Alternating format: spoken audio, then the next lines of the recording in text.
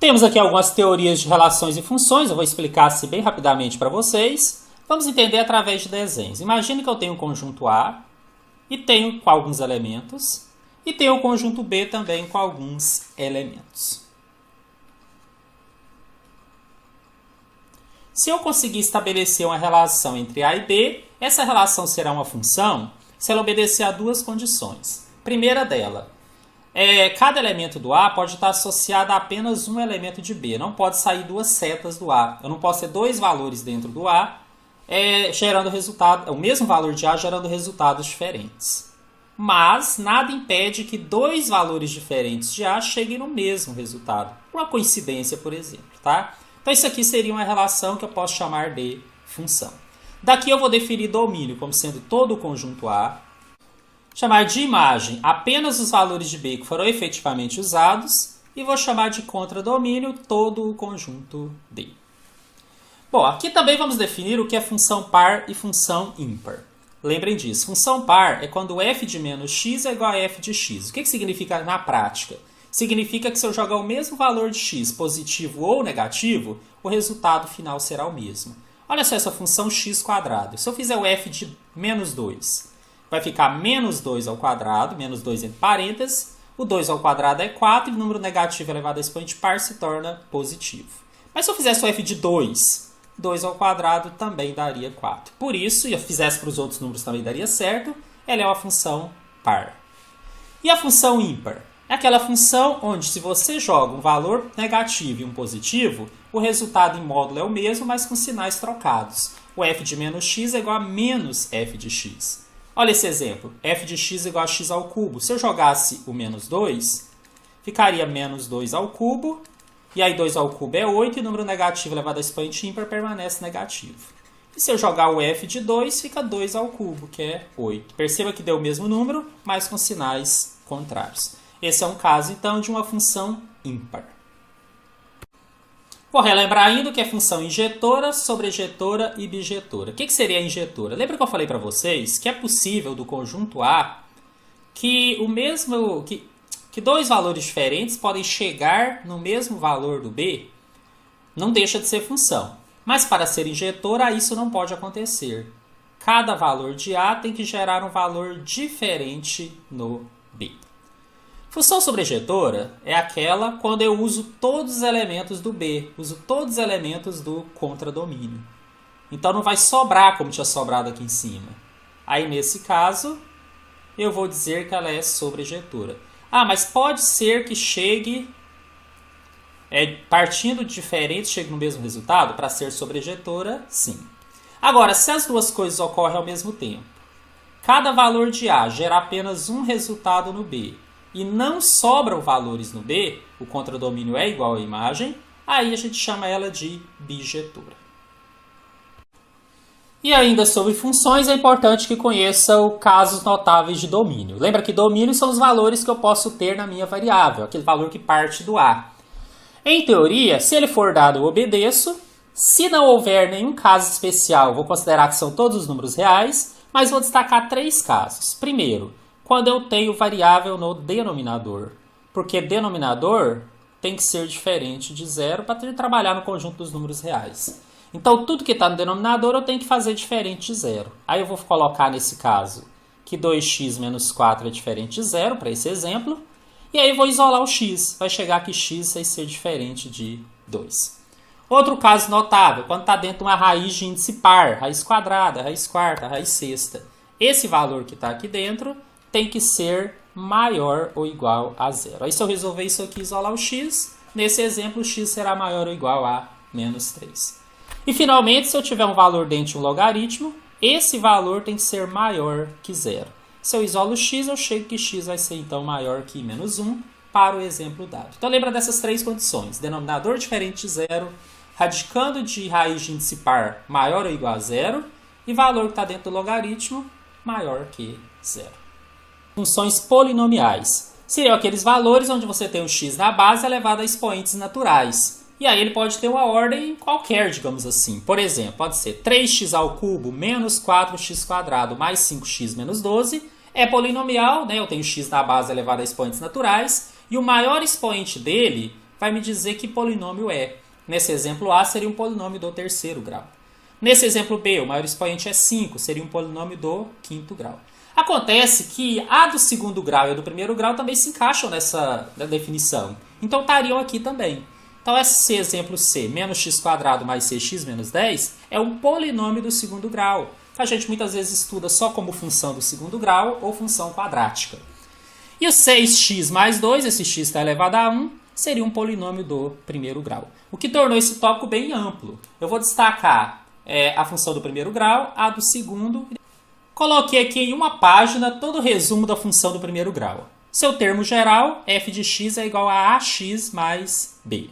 Então, menos 2x mais 1, só o 6x. O a não pode ser zero, senão o termo x desaparece, ela não é do primeiro grau. O b pode ser zero.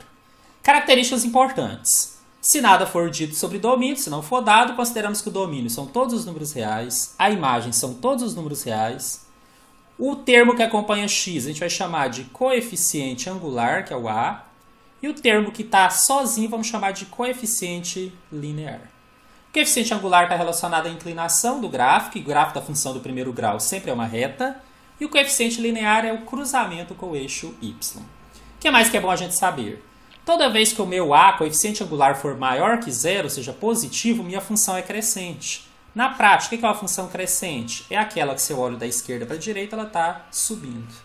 E o contrário, toda vez que esse a, coeficiente angular, for negativo, ela é decrescente. Se eu olhar da esquerda para a direita, ela está descendo. A regra da função pode ser determinada a partir de pontos conhecidos. Há várias formas. Escolhi essa para vocês decorar a fórmula do a. Eu tenho dois pontos conhecidos, tá? Então, vou pegar y2 menos y1, dividir pelo x2 menos x1. Vou fazer um exemplo numérico daqui a pouquinho. O que mais? Raiz ou zero é onde ela cruza o eixo x. Se eu igualo a função a zero, transformo numa equação do primeiro grau. Se eu isolar o x, eu vou ter esse cruzamento. Além disso, ele vai cruzar no b, o y no b. Porque eu já tinha dito que o coeficiente linear é exatamente o cruzamento com o eixo y. Peguei um exemplo bem interessante, uma questão que já caiu no concurso, da banca Sesgran-Hill, que trabalha bastante disso que eu falei para vocês. O gráfico de uma função f, R em R, então ele está me dizendo aqui o domínio real e o contradomínio também. É definida por f de x a x mais b. E ele já fala que ele contém o ponto 2 e 3. Beleza? Mas ele fala que o outro ponto pertence a um segmento de reta que liga os pontos 4, 7 e 4, 10. Eu vou fazer aqui o desenho só para mostrar para vocês como que eu pensei a resolução desse exercício. Então, nós temos o eixo x e eixo y. E aí nós temos alguns pontos aqui. No x, vou marcar 1, 2, 3 e 4. E no y eu teria que chegar até o 10.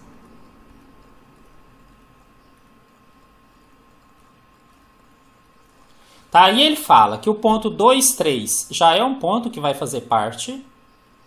Então, vou marcar ele aqui. E o outro nós não sabemos, mas sabemos que ele seria um segmento que liga o 4 com o 7.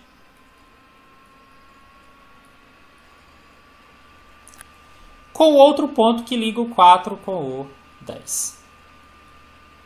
Um segmento de reta. O problema é que agora nós teríamos infinitas possibilidades. Eu poderia, por exemplo, ligar esse primeiro ponto, que é o 4, 7, com o ponto que eu sei que faz parte do gráfico, dar isso daqui. Poderia ligar qualquer outro que tivesse naquele segmento, que também poderia, a princípio, ser a resposta. Muitas possibilidades. Mas olha só o segredo do exercício. De todas essas possibilidades, a que me faz o B ser maior é essa daqui. Porque todas as outras estariam abaixo dela. E essa daqui eu obtive quando eu liguei o 2, 3 com o 4, 7. Ou seja, eu teria infinitas possibilidades nessa região. Mas o maior valor possível para o B, lembra que o B é onde ela cruza o eixo Y, é quando eu uso 2, 3 com 4, 7. Então esse é o segredo da questão. Agora, vou só usar aquela teoria que me permite encontrar a equação da reta. O A é y2 menos y1 sobre x2 menos x1. E aí eu vou chamar esse primeiro ponto aqui, o 2, 3, de 1. Então eu teria um x1 e o y1. E o outro ponto que eu acabei de descobrir que vai ser o 4 com 7, seria meu x2 e y2. Pegando os valores correspondentes, o A seria y2, que é 7, menos y1, que é 3. E o x2, que é 4, menos o x1, que é 2. Então, ficou 4 sobre 2, que é igual a 2. O que eu sei por enquanto, então? Que o y é igual a 2x mais b. Agora, eu escolho um desses pontos, substituo o x e o y. Se eu escolher o primeiro, o y é 3 e o x é 2. Então, eu vou ter que 3 é igual a 2 vezes 2 mais b. Aí, eu acho o valor de b, que é o que o exercício está pedindo. Tem, então, que 3 é igual a 4 mais b, ou seja, 4 mais b é igual a 3. Esse 4 eu passo subtraindo e encontro, assim, um b igual a menos 1. Esse é o maior valor possível para b. Gabarito, letra B. Assim como eu fiz com a função do primeiro grau, tentei resumir toda a função de segundo grau em uma página. Primeiro, a função de segundo grau tem como fórmula básica um ax² mais bx mais c. O a não pode ser zero, senão ela não seria de segundo grau. Os outros termos podem. Olha esse exemplo, x² menos 2x mais 1. Grande parte das vezes precisamos saber as raízes, onde esse gráfico da função, que é sempre uma parábola, vai interceptar o eixo x. E eu posso fazer isso pela famosa fórmula de Bhaskara. É uma possibilidade, é a que eu ensino. Decorem isso daqui, acredito que todos até já saibam. Delta é b² menos 4 vezes a vezes c, e x é menos b mais ou menos raiz quadrada de delta sobre 2a. Lembra que se o delta der positivo, vou ter duas raízes diferentes, dois cruzamentos no eixo x. Se o delta for zero, vou ter duas raízes iguais, então ele intercepta num ponto só. E quando o delta é negativo, eu não tenho raízes reais. Não quer dizer que eu não tenha gráfico ou não tenha função. Apenas ela não intercepta o eixo x. Bom, o gráfico vai ser sempre uma parábola e as características dela seriam interceptos com x nas raízes, normalmente eu uso a fórmula de Bhaskara. Intercepto com y, é só pegar o valor de c. Então, lembra que aquele termo independente, que o termo está sozinho, é o intercepto com o eixo y direto. O vértice da parábola pode ser feito através de uma fórmula. O x do vértice menos b sobre 2a e o y do vértice menos delta sobre 4a. E a concavidade depende exatamente do termo a. Sempre que ela é negativa, ela é para baixo, então seria esse formato. E sempre que ela é positivo, qual é positivo, o gráfico é uma parábola voltada para cima. Vamos ver uma questão de concurso onde isso foi cobrado. Seja um f de x igual a menos 2x² mais 4x mais 16, que é essa parábola maior aqui da esquerda, e g de x é igual a ax² mais bx mais c. Não me deu valores dos coeficientes. São funções quadráticas de domínio real e os gráficos estão representados acima. Ele fala que a função f de x, que é essa maior, essa mais alta, intercepta o eixo das abscissas, que é o eixo x, nos pontos xp e 0 e xm e 0. São esses pontos aqui que o desenho já mostra que são os interceptos. Bom, e o g de x intercepta no 1, 0 e no outro q, que eu não sei qual é. Ele quer saber quando que o g de x vai assumir...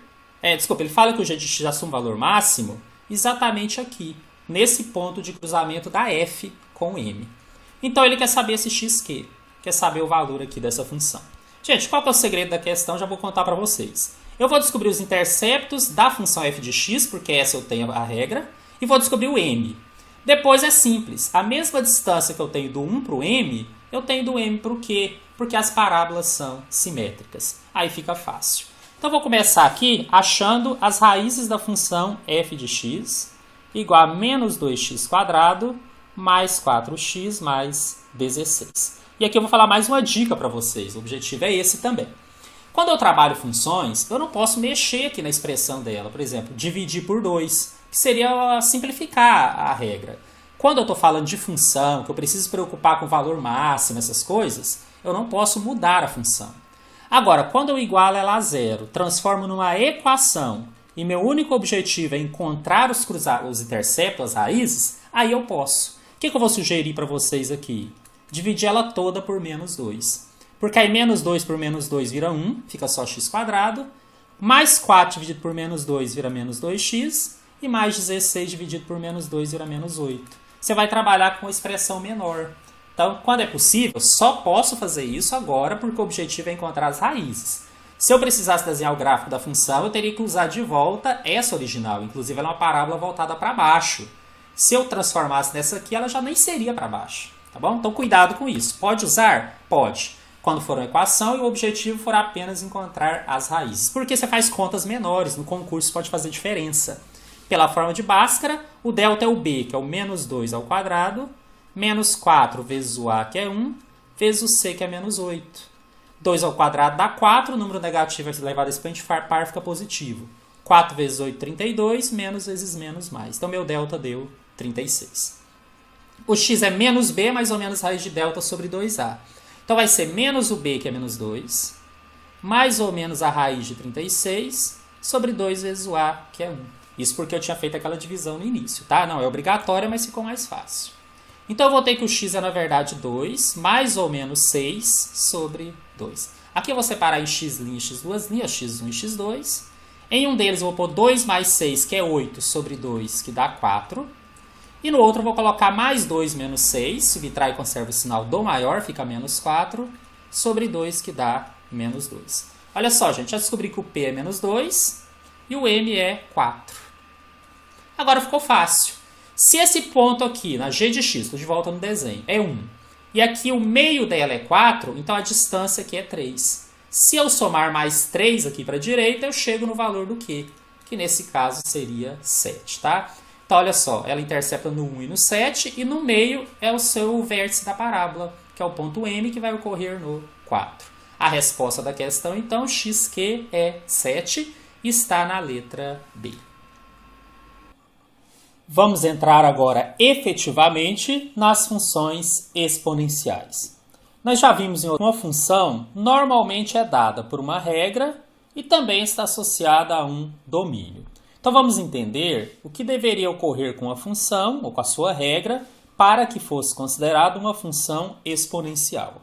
Uma função é considerada exponencial, e por isso tem esse nome, quando a variável se encontra no expoente. Então, poderia dizer, por exemplo, que um f de x ou um y igual a um termo a elevado a x seria considerado uma função exponencial. A variável está no expoente.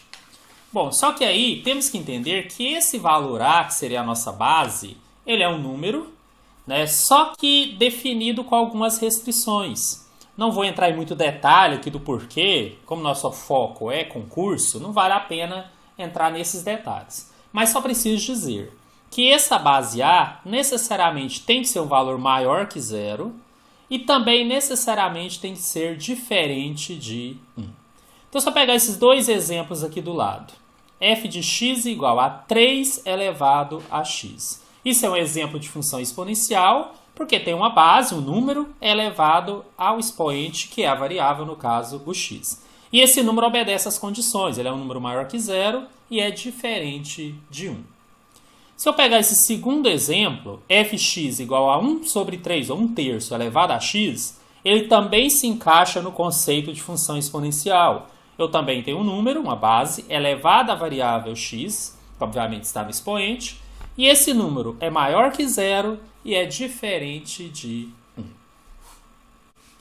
Bom, é importante dizer que isso aqui não é uma restrição de domínio, né? Domínio é quando o x tem restrição e não pode assumir alguns valores. Já vou adiantar a vocês que aqui nós não temos restrição no domínio. É o que está dizendo aqui na sequência. Então, vou explicar para vocês como ficaria o gráfico desse modelo básico aqui das funções exponenciais. Quais seriam suas características? De maneira geral, esse gráfico da função exponencial de base A, ainda com aquelas condições, A maior que 0 e A diferente de 1, tem domínio real, ou seja, qualquer valor é permitido para x. Além disso, ela é crescente se o A maior que 1, decrescente se o A estiver entre 0 e 1, está acima do eixo das abscissas, que é o eixo x, porque esse valor sempre será maior que 0 para todo x pertencente aos reais, e a sua imagem serão os reais positivos, cortando o eixo das ordenadas em 0 e 1. Vai ficar mais fácil vocês entenderem esses detalhes com o desenho que eu vou fazer aqui na sequência. Na verdade, eu vou fazer dois desenhos, uma para a função crescente e outra para a decrescente. Bom, quando eu comecei ali a explicar a função exponencial, eu falei que essa base A tinha restrições. Então, se eu desenhasse aqui uma reta real, Para começar, tem que ser maior que zero. Então, o zero não entraria, mas valores maiores que zero entrariam, exceto o 1, que também seria uma bolinha aberta. Aqui para frente poderia. Então, na verdade, nós criamos duas formas, né, de entender, ou dois momentos aqui, onde o A poderia ser considerado. Por exemplo, aqui, como são números reais, entre o 0 e o 1, nós temos infinitas possibilidades. Por exemplo, 1/3, como está nesse exemplo aqui do lado, que dá 0,333 alguma coisa. O 0,5, 0,9 e assim por diante. E temos uma outra região onde o A é maior do que 1. Não necessariamente inteiro. Qualquer número real maior que 1. Então, o que diz aqui a primeira parte da nossa regra, quando a gente for entender o gráfico dessa função, e isso é muito importante para concursos, que se eu pegar um A nessa primeira região aqui, o gráfico será decrescente. E se eu pegar nessa segunda região, ele será crescente. Então, vou tentar desenhar aqui mais ou menos, só um rascunho desse gráfico, só para vocês entenderem.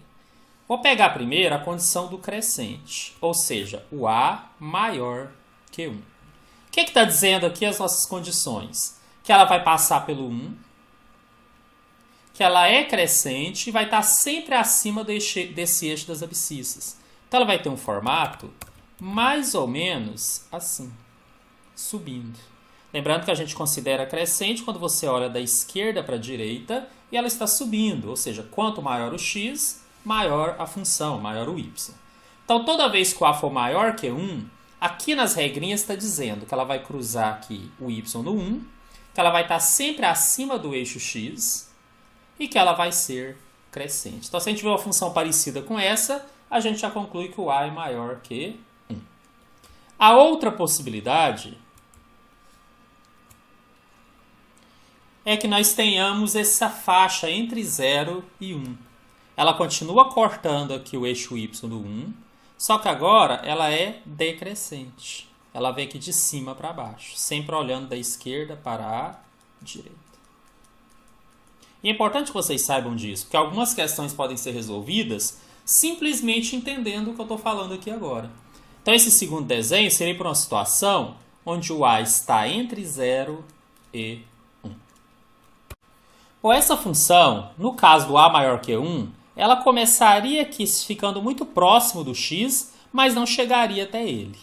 E o segundo desenho, do A entre 0 e 1, ela também iria descer, começar a se aproximar muito aqui do eixo x, mas não tocaria. Por isso que a imagem seriam os reais positivos. Lembra que a imagem são os valores aqui no eixo vertical que efetivamente seriam usados. Nenhum valor negativo ou mesmo zero seria a resposta possível para esse tipo de função. Bom, eu não quero confundir vocês, mas eu também não posso deixar de comentar. Eu mostrei aqui para vocês o modelo mais básico, sei lá, vamos chamar assim de forma pura da função exponencial. Por que eu estou dizendo isso? Porque, eventualmente, vocês poderiam encontrar por aí um termo, por exemplo, exponencial 3 elevado a x, mas ele poderia estar multiplicado por algum fator. Se isso acontecesse, aí ela já não passaria mais do 1, passaria por esse multiplicador. Uma outra situação, se esse valor tivesse somado ou subtraído alguma coisa, então ela seria deslocada aqui na vertical, ela poderia estar para cima ou para baixo. Aí essa regra da imagem já não valeria.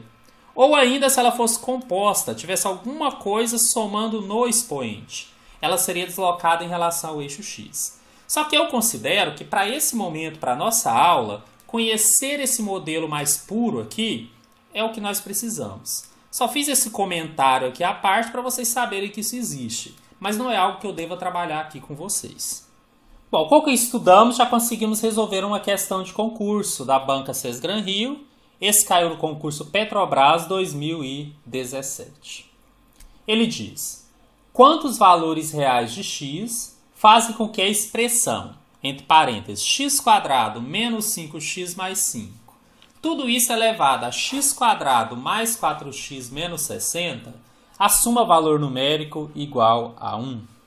Olha, gente, eu considerei essa questão uma questão não tão fácil, né? Ela leva a ideia, realmente, do que você conhecer sobre esses exponenciais, né? E também entender que depois que você soubesse a regra, ainda tinha que desenvolver. Nós vamos encontrar algumas funções de segundo grau. que nós já estudamos, inclusive. Então, vamos pensar um pouquinho na teoria. O que é necessário acontecer com o resultado da base e com o resultado do expoente para que o resultado final da expressão seja 1? Na verdade, pode ocorrer 3 coisas. Primeira, se o expoente for 0. Porque já estudamos que todo número elevado a 0 é igual a 1, exceto o próprio 0. Depois eu posso até testar se eu não vou cair nessa incoerência. Mas, a princípio, entender que esse expoente, sendo 0, o resultado seria 1, independente da base. Segunda possibilidade desse resultado ser 1. Se a base for 1. Por quê, gente? 1 elevado a qualquer número é 1. Então, se eu garantir que a base seja 1, também eu vou ter um resultado final igual a 1. E muita gente errou essa questão porque pensou só nessas 2 possibilidades. Só que nós temos uma terceira. Se a base for menos 1 e o expoente for par. Nossa, essa é mais difícil de lembrar, mas precisava. E por que isso? Porque se eu pegar o menos 1 e elevar ao quadrado, por exemplo, o resultado também é 1. Se eu elevar a quarta... Agora, se eu elevasse ao cubo, não seria. Porque aí ficaria expoente negativo, ficaria negativo e não serviria. Então, olha só, eu vou ter que fazer essa questão em 3 partes. Eu vou ter que verificar o que deve acontecer ali para que o expoente seja 0, o que deve acontecer para a base ser 1, e depois o que deve acontecer para a base ser menos 1, e ainda conferir se isso faz com que o expoente seja par. Está um pouquinho trabalhosa, mas talvez o mais difícil fosse você enxergar isso daqui que eu acabei de fazer. Então agora, mãos à obra. Para ficar bem organizado, eu vou separando. Vou chamar de 1 essa regra 1 para o expoente ser 0. Qual que é meu expoente? X² mais 4x menos 60. Ele deve ser 0. Perceba que chegamos na equação do segundo grau. Eu vou resolver aqui por Bhaskara, tá? O delta é b² menos 4 vezes o a, que é 1, vezes o c, que é menos 60. Isso aqui deu 16. 4 vezes 1, 4, vezes 60 dá 240. Menos vezes menos dá mais. Então, 16 mais 240, que deu 256. Falei que era um pouco trabalhosa. O x é menos o valor do b, mais ou menos a raiz de delta, sobre 2 vezes o a. Né? Quem ainda tem dúvidas sobre resolver essas equações em segundo grau, volta no vídeo em que eu tratei com isso, que lá eu faço com mais calma, com mais detalhes. Aqui eu tenho que ser um pouquinho mais ágil, senão o exercício fica muito demorado. Né? Então ficou menos 4 mais ou menos. A raiz quadrada de 256 é 16. E 2 vezes 1 dá 2. Aqui eu separo em x1, ou x' e x duas linhas. Ou x1 e x2. Em um deles eu coloco menos 4 mais 16. Vou fazer com menos primeiro. Menos 4 menos 16 sobre 2. Menos 4 menos 16 dá menos 20.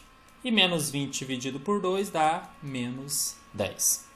E no outro eu coloco menos 4 mais 16 sobre 2. Menos 4 mais 16 dá 12.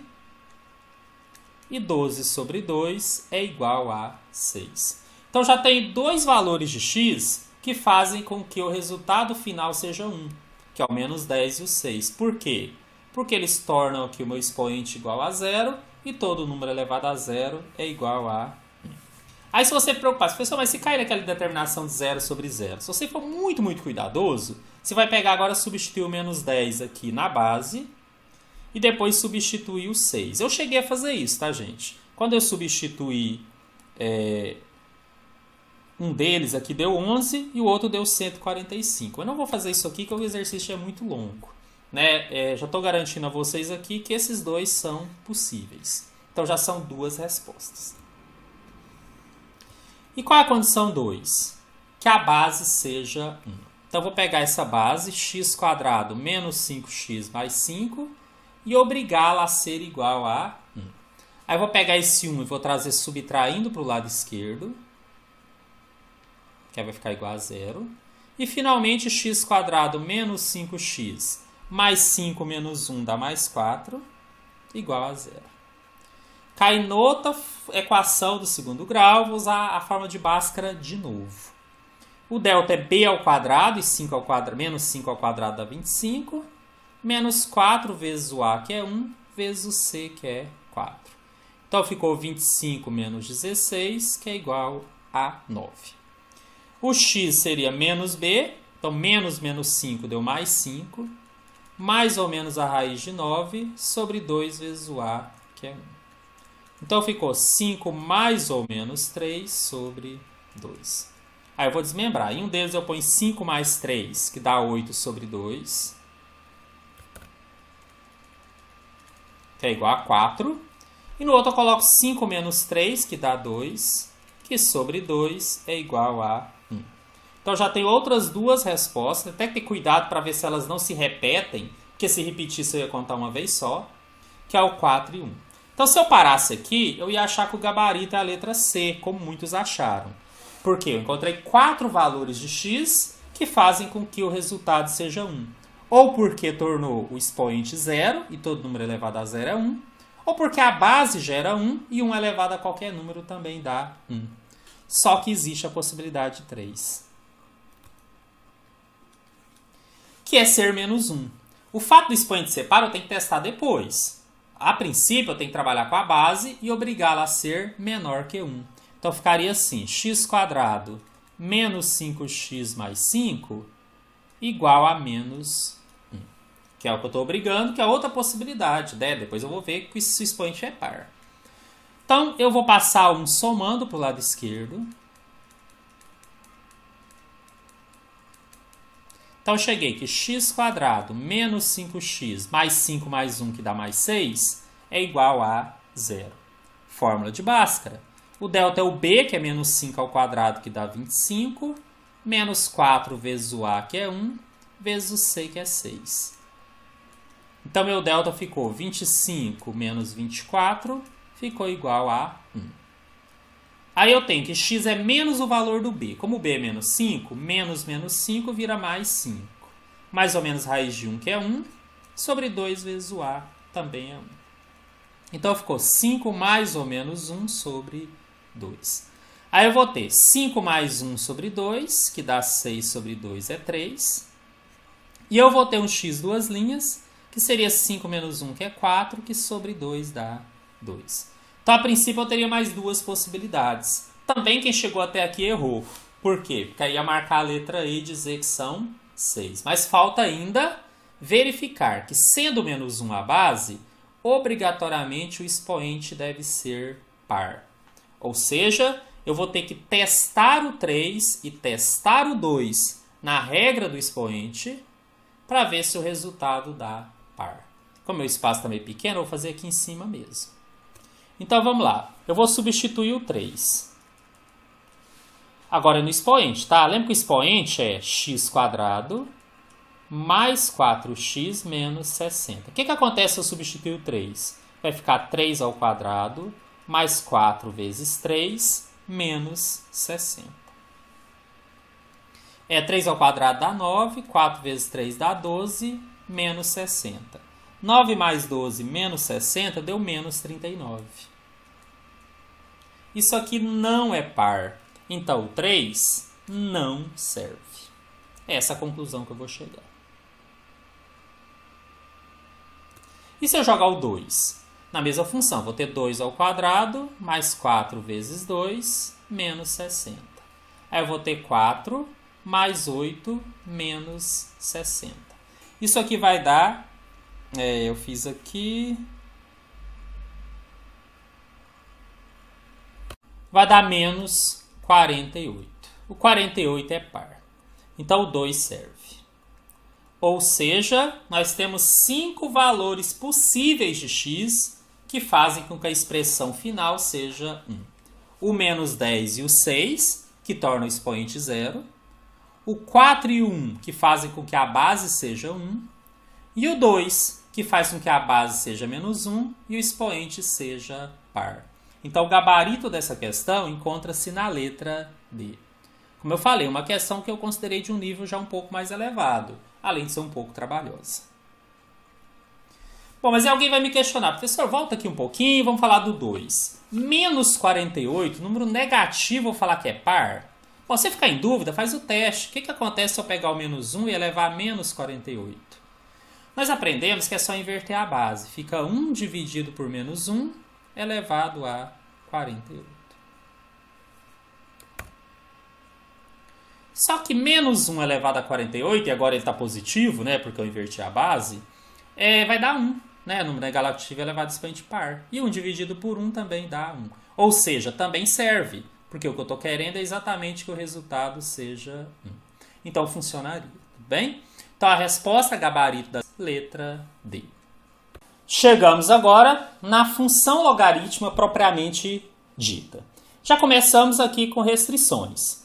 Se eu tenho uma função logarítmica, e essa função é chamada assim exatamente porque ela é dada pelo logaritmo da variável numa base A qualquer, essa base tem limites. Né? Na verdade, esse A obrigatoriamente tem que ser maior que 0 e diferente de 1. Só se lembre disso.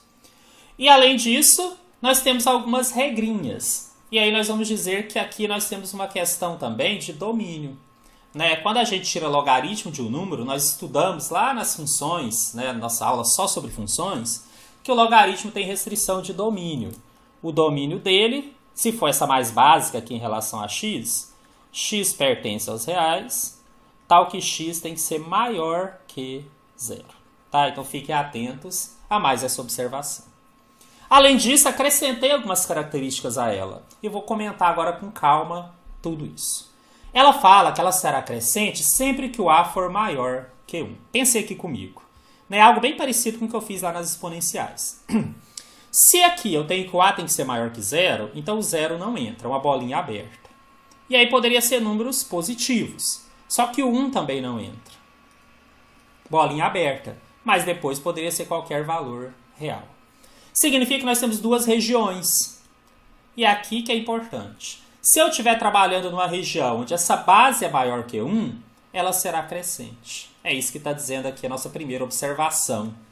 E já vou adiantar e falar da segunda, que é consequência. Se eu tiver esse primeiro trecho entre o 0 e 1, que são valores possíveis, ela seria decrescente. Isso aqui já é uma característica importantíssima no entendimento das funções logarítmicas. Só para dar exemplo, uma função crescente aí, por exemplo, poderia ser log de x na base 3. E não precisa necessariamente ser inteiro, basta que seja maior que 1.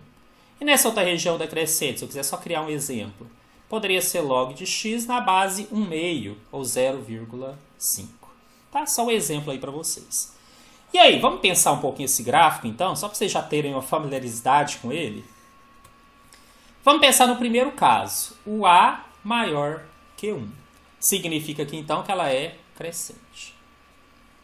O gráfico desse modelo básico aqui, que é o log de x na base A, vamos chamar aqui de logaritmo puro, ele vai ser mais ou menos assim. Ele vai passar aqui pelo 1, vindo de baixo, já que ela é crescente, e subindo. Então o gráfico vai ser mais ou menos isso daqui, para uma função logarítmica, cuja base A seja maior que 1. Ela é crescente. E para aquele segundo caso, aqui seria um x, aqui um f de x ou y. Para o segundo caso, ela também passa no 1, só que agora ela é decrescente, então ela vem de cima para baixo. Então ela tem mais ou menos esse formato desse segundo desenho. Então ele seria um caso onde o A está entre 0 e 1, portanto ela é decrescente.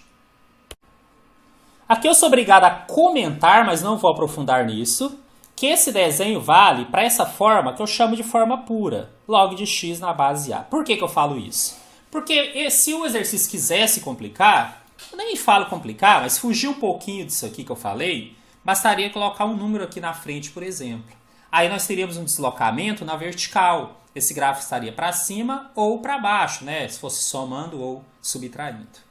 Outra possibilidade, se ele resolvesse colocar um número aqui acompanhando. Estou fazendo isso só como exemplo. Aí ela seria ampliada. Ela não passaria pelos mesmos pontos. Então esse cuidado eu teria que ter. Além disso, ela podia ser composta. Ela poderia ter um termo junto com o x aqui, no logaritmando que a gente fala. Então ela teria um deslocamento na horizontal, ela não passaria pelo 1, passaria por um outro valor. Mas isso aqui eu falo só para vocês saberem que existe. Não é algo que eu acho que seja importante aqui para o nosso estudo. Para a gente, vamos trabalhar com esse básico. Ou seja, para a gente, consideramos aqui apenas log de x da base A. Se y é igual a log de 1 sobre 27 na base 81 e x pertence aos números reais não negativos, e são tais que x elevado a y é igual a 8, então x é igual a. Bom, esse exercício eu vou começar resolvendo a partir do y. Quando ele fala que y é log de 1 sobre 27 na base 81. Por quê? Pelo conceito de logaritmo. Se y é igual a esse log, só para ficar mais fácil vocês enxergarem, se eu inverter, continua a verdade. Inverter os lados. O log de 1 sobre 27 na base 81 será igual a y. E aí, pelo conceito de logaritmo, se eu pegar essa base, elevar aqui a resposta, tem que dar o valor que está aqui dentro do logaritmo. Ou seja, que 81 elevado a y é igual a 1 sobre 27. Gente, olha só, isso aqui é o próprio conceito de logaritmo. Ensinei no início desse vídeo. É importante que vocês saibam isso bem. E agora eu transformei isso numa equação exponencial, que nós aprendemos aí no vídeo anterior, que era a primeira parte dessa aula.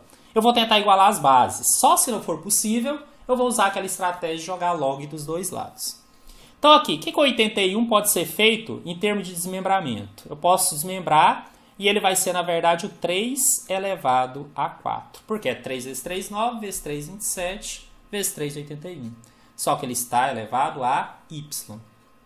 E o 27 também desmembra na base 3. Ele é o 3 ao cubo.